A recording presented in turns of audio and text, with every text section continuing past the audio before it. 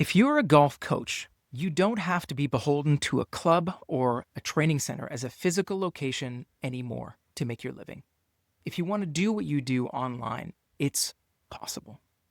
My name's Mark, and I fucking love golf. And I started the FLG Golf podcast as a way to learn from, laugh with, and be inspired by people who are finding a life in golf. Former touring pro David Buck was a guest on the podcast, and while David wasn't able to make his career on tour happen, he's making it happen online by founding BigSwingKings.com and also at Big Swing Kings on YouTube, Instagram, and TikTok. I suggest watching our full episode together for other stories, psychological insights, meaningful perspective on life in general, and some great tour stories. But if you're here now, you want to know how he's made his life and career coaching online. So we're going to go through 4 key elements that David outlined for me during the podcast about how he's made his coaching career online today. Number 1, being online requires audio and visual and a brand, so we'll get that out of the way first. Number 2, rethinking the way you make your offer of your coaching, because online, the typical 1 hour for X dollars may not work. The people that are looking for solutions online and not at their local course are already thinking outside the box. So meet them there. So if number 2 is rethinking your offer, number 3 is rethinking your method of coaching, because you're not physically with your students anymore. How do you do that? And number 4, there are other revenue streams, and David takes us through those. So let's start with the technical stuff. So David, you found this niche where you can coach golf completely remotely from the place in the world that you love the most. Distill this journey then in just a few key lessons, right? Someone who is a golf professional, they're beholden to a specific club. Maybe they're in a part of the world that they don't really want to live in. What do they need to know? Number 1, let's talk tech and actual online production. You've got to have control of your sound. And it's a simple fix. You just buy a DJI mic and you clip it to your hat or to your shirt and plug it right into your phone. And magically, you've got great sound. Okay. Yep. Number 2, lighting. You'll see I'm in an attic, but I've specifically chosen a spot right by a window so that the light is on my face, even though I've got a really ugly back. Okay. It's a charming background. And so if you've got sound and light, you can make stuff. Okay. Then you just get the simplest video editor you can. You get CapCut, which is free, and you just start putting stuff together in a way that makes you interested. If you're interested by it, there's going to be somebody else interested by it. Keep it simple. Then you need to hit a pain point of some kind in somebody. Okay. When I shank the ball, that's a pain point. And if I tell you that I could look right here, I'm going to show you how you can fix this so it never happens again.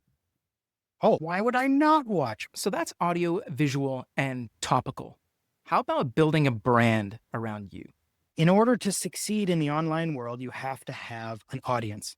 In order to have an audience, you have to have something that's kind of uniquely you in that.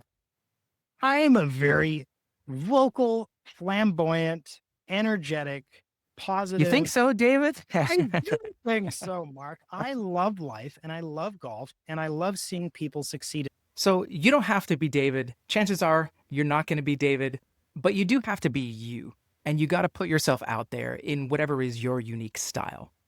Overstated, understated, in between, authenticity matters. And there's lots more online out there about audiovisual branding, hooks, etc. So let's spend the rest of this video on the way that David has thought through the packaging and the methodology of his coaching. So point 2, how to creatively package your lessons so that they are different from what they could typically get at their local course. And it's worth listening to the story of how David stumbled upon this in the first place. After my playing career, when I gave up golf, I gave it up. I was done. I was not going to end up in a pro shop. No.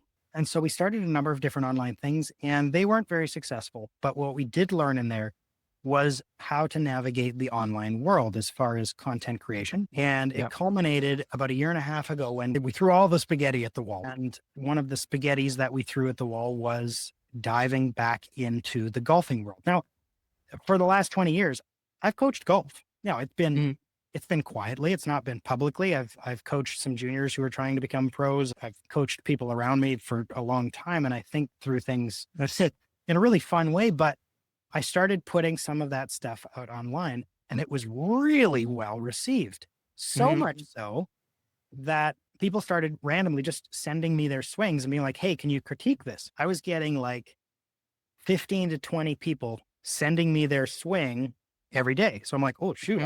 I gotta make some kind of a product for this. And then I offered one-on-one teaching, and now I'm doing results-based coaching, which is really interesting and I think quite breakthrough-ish. So hang on. Results-based coaching. How is that different from regular coaching when you buy a package of lessons and get as good as you can in the time together during those lessons? David continues. We started this thing that we call results-based coaching. And so in our one-on-one coaching, I found that people would come in with one specific issue to start with. Let's call it the shanks. And then we'd fix the shanks and it'd be like, okay, well, what next? I didn't ever think I was going to get fixed from the shanks. And it's only been like 2 weeks. So what do we do now? So what we did is we started creating programs so we've got one called the Shanks course, and it is a pre-prescribed video course, swing analysis course, and one-on-one coaching all bundled together. And then if we don't succeed, I give you your money back. Hmm. How awesome is that? There's no risk to you. It's like, hey, I'm paying for a solution. If we deliver the solution, great. And it's very specific programs like two putt from inside 60 feet. Hey, you want to learn how to Hmm. two putt from 60 feet? And then great. Let's do that and let's succeed at Hmm. that. If you Hmm. want more compression, fantastic. I got a program for that because it's not about my time that's going in. It's about whether or not you're going to succeed at the thing that you want. And so instead of paying me, you're just buying the result that you want. I've never thought of that. That's brilliant. So that's point two. It's possible to more creatively package your lessons in an online world that's different from the money for time model. You can think outside the box, and David's is just one example. On to point number three, coaching method. Because if you're doing this, you're not physically with students anymore. It's fine to package the result differently, but how do you actually get the result completely remotely? David? Our brains are amazing. Our bodies will get us there if we understand where we need to get to. It's just a matter of being walked through that process. Not about me laying my hands on you to make your body do a certain thing or to show you a certain thing. It's about you being able to feel what you need to do and to be able to make that happen. Most of the teaching that I do starts in the living room. It starts How with do a you ping mean? pong ball or a wiffle ball Oh, and a little chip shot with a 7 iron. That's where what does that most tell you? that tells you where your club face is at impact, which is the only part of the swing that actually matters. Most of Yeah. us have never even thought about the impact point. They're too busy thinking about your right elbow, whether it should be flying or not. Just like ping pong, just like tennis, it is a flat surface round ball game. You have a flat surface on the end of a stick, and it has to hit a round ball. And all the principles that are involved in tennis, per se, are the same with golf. The question I get the most is, why do I slice the ball? Because the ball is spinning from left to right. That's the answer to your question.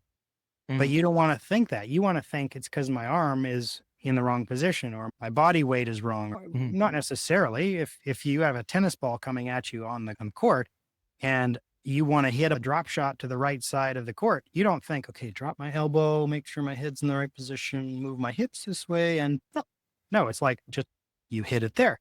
Well, if you understand where you need to hit the ball at impact, golf becomes as simple as hitting a tennis ball back to the other side of the court.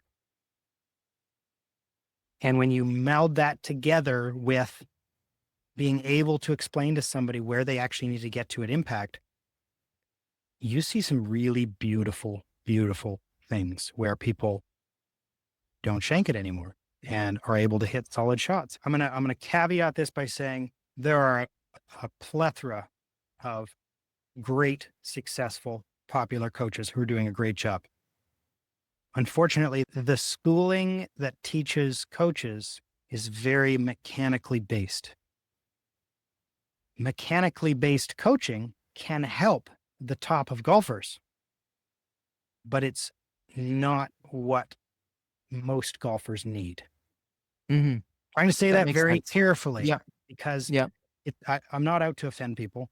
I'm just Yeah. out to make golf a little bit more simple. And as you spend more time on mechanics, especially at the mid to higher handicap levels, the more confusion there is. And sadly, Yeah. that's what I see on the course and that come into my inbox is just they're in a space of confusion. So let's take it back to that slice. Most golfers have a slice. What is the way that you would fix that slice differently in your way? So you take your club back a foot and go through a foot, basically. Let's Mm, call it 6 yards, 7 iron. If you can't hit that one straight, well, don't start adding speed to it because you haven't even figured out where you're supposed to be at the bottom yet. Let's mhm. figure out where you need to be there and then work backwards to add speed a little bit longer, get that right a little bit longer, and the right few drills in there. Everybody is on the doorstep of a breakthrough. Fantastic stuff. And if you want to understand how David really does it, follow him on any of the socials in the description of this video, and even buy a course package from him, perhaps. And the final, fourth key here of doing this online as a business is that there are more sources of income available to you aside from what you can do with your time.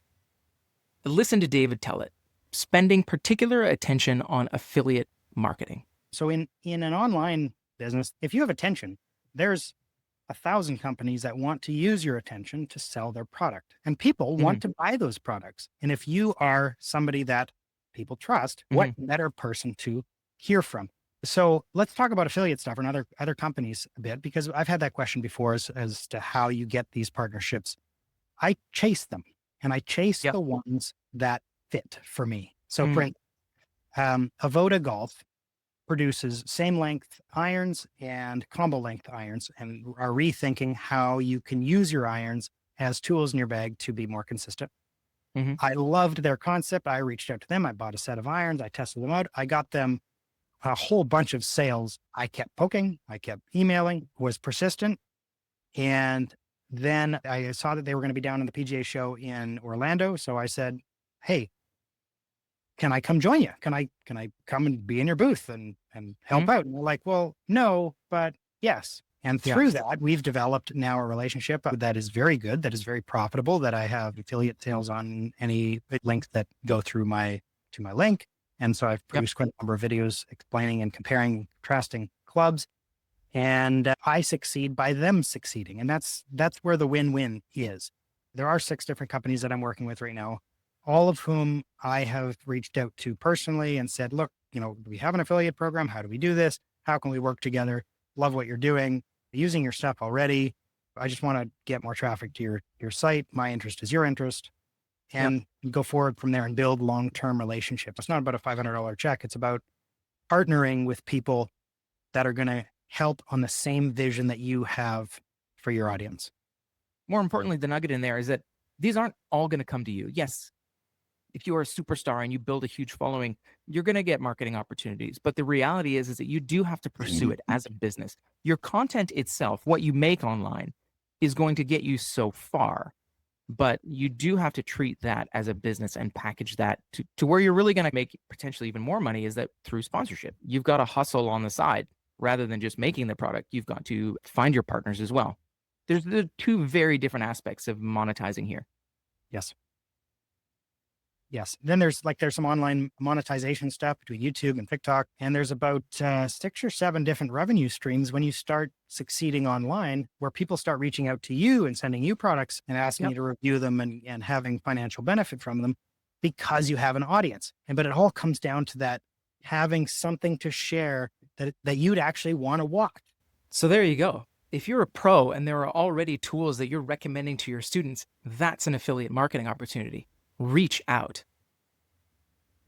And if you start out just as a micro creator, you don't have to go after the big brands.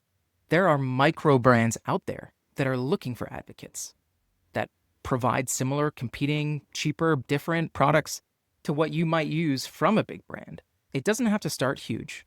It just has to start because look what that can lead to. It's a wonderful journey. But I look at the numbers that I have now as a recording of this through our channels. We've got about 50,000 people that are following. And I look at our numbers coming in money wise, and it's like, geez, if we make that 500,000 and the numbers track, it's looking awfully good.